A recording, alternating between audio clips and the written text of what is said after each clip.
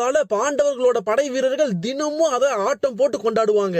அதுல வெறுப்படைந்த கௌரவர்களின் வம்சாவளியினர் இசை மற்றும் நடனத்தை முற்றிலும் தடை செய்யறாங்க. அப்படியே காலங்கள் பல கடந்து போகுது. மக்கள் தலைமுறையாக கடவுள் நம்பிக்கை இல்லாம வாழ்றாங்க.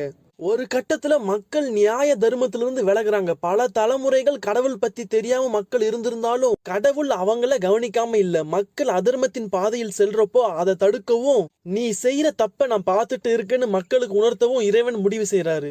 மக்கள் கடவுள் நம்பிக்கை இல்லாம வாழ்ந்துட்டு இருந்த காலத்துல பைபிள் மற்றும் திருக்குறான்ல குறிப்பிட்டிருக்க கதை இதுதான். பைபிள்ல இறை தூதுவர்களும் திருக்குறான்ல நபிகள் என அழைக்கப்படுற நோவா எனும் நபர்கிட்ட இறைவன், நீ வாழ்ற இந்த இடத்துல மிகப்பெரிய வெள்ளம் வரப்போகுது, அதுல இருந்து நீ தப்பிக்க மிகப்பெரிய கப்பலை உருவாக்குன்னு சொல்றாரு.